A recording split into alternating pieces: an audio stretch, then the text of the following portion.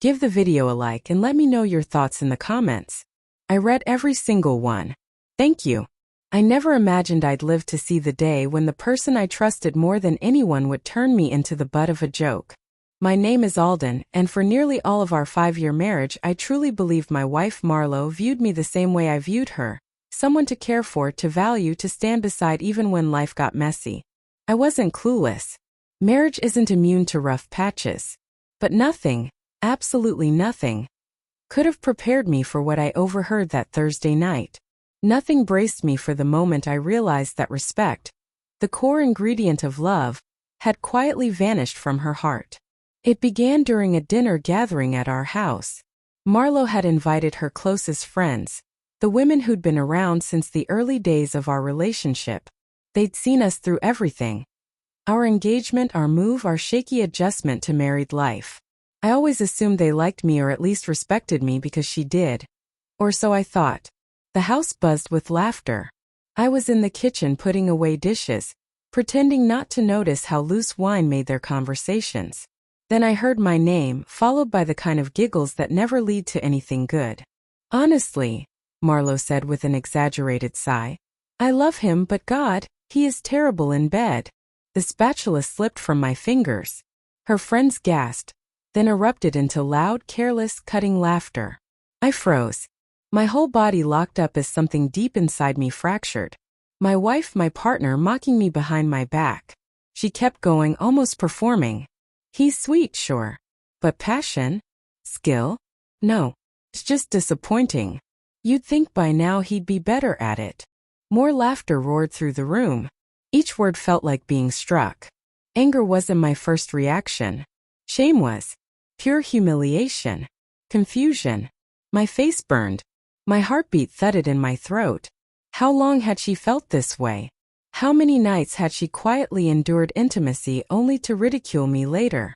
But the worst part wasn't the insult. It was her tone, light, amused, like she'd been waiting for the perfect audience to enjoy the joke. Except not everyone laughed. A sharp, disapproving voice broke through. Tessa, her best friend since college. Marlo, what the hell? That's not something you say about your husband. Marlo brushed her off. Oh, relax, Tess. Just us. Besides, he'll never know. That sentence flipped something inside me.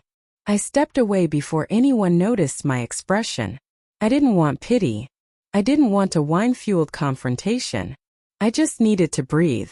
I slipped outside and sat in my truck, letting the shock settle into something colder. When the women finally left, I returned inside. Marlo greeted me casually, collecting glasses with a smile. Did you have fun upstairs? She asked. I looked at her, really looked, and noticed something I'd ignored for months. The subtle cruelty behind certain comments, the eye rolls, the sighs she assumed I never caught. Maybe tonight wasn't new. Just the first time she had the right audience. I heard what you said, I told her. Her face drained. What do you mean? You told your friends I'm awful in bed. And you laughed about it. She swallowed. Alden, it was a joke. You're being dramatic. Joke. Funny. Light. Harmless. Words people hide behind when they want to dodge responsibility. It wasn't a joke to me, I said. It was disrespect. She scoffed, tossing her hair. Oh my God, don't make this a big thing. Guys say stuff like that all the time. Not about their wives, I said. Not about something that personal. Not to people you call friends. She rolled her eyes. You're too sensitive. Those 3 words confirmed what I already knew. Something deeper was damaged. But I wasn't the only one who thought so. The next morning, while Marlo still slept, my phone buzzed. Tessa. Hey, I'm sorry about last night. If you're willing to talk, you should know. That wasn't the first time she said things like that. And I don't think she realizes how wrong she is. You don't deserve to be humiliated by your own wife. My stomach dropped. I didn't respond. I didn't know how. Part of me was stunned that someone outside our marriage saw the problem more clearly than the person inside it. The other part wasn't ready to hear whatever truth she thought I needed. But her message echoed in my mind all morning. When Marlo eventually woke, she acted as if nothing had happened, humming over coffee, scrolling her phone. brushing a kiss against my cheek like she hadn't gutted me the night before. Watching her move around the kitchen, soft smile, sweet voice, felt rehearsed, like she was playing a part she no longer cared to embody. Around noon, I stepped outside and finally texted Tessa. "What did you mean by wrong? Just tell me." She responded immediately.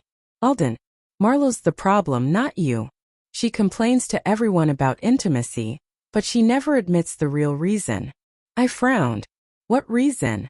A long pause. "Why she's distant. Why she blames you. Why she jokes at your expense. It's easier for her to say you're bad in bed than admit she shuts down emotionally. She's been doing it for years, even before you two married." My heart twisted. Not because I blindly believed her, but because something in her honesty felt heavy and real. "Alden, I'm not trying to hurt you," she wrote. "I'm telling you because she gets cruel when she's insecure. And you didn't deserve what she said.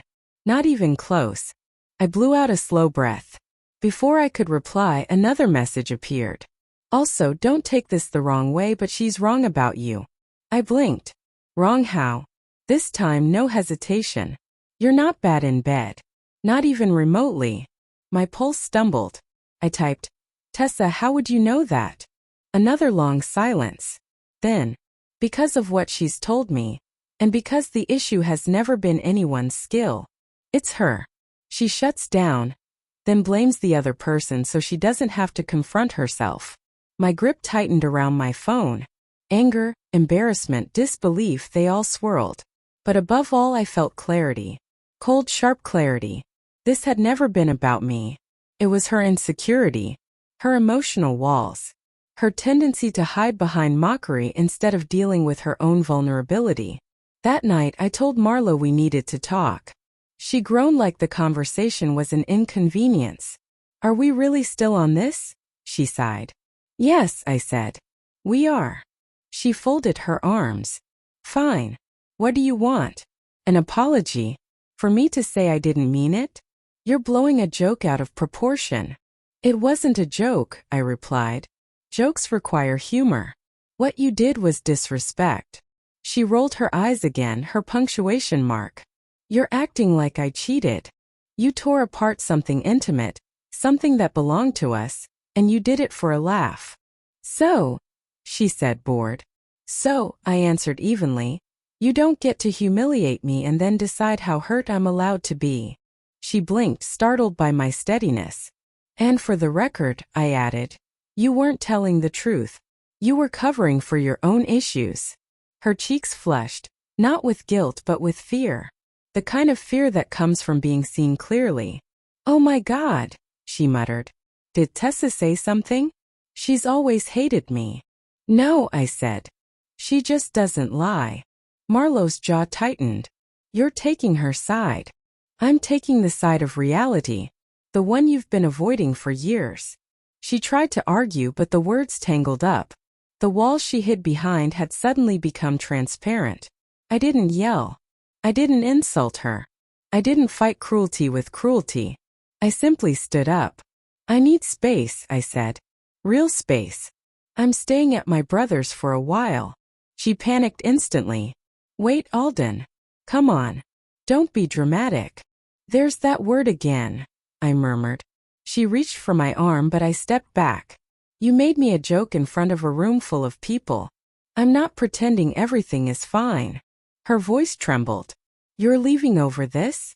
"No," I said. "I'm leaving because you don't respect me. And once respect is gone, everything else collapses with it." I picked up my bag and walked out. She didn't follow. She didn't apologize. She didn't say a thing. But as I reached my car, my phone buzzed. "Tessa again. If you ever need someone to talk to, I'm here. And for what it's worth, you're a good man, Alden. Don't let her define you." For the first time in a long while, I believed it. And as I drove away, I knew one thing with absolute certainty. I wasn't the one who ruined our marriage.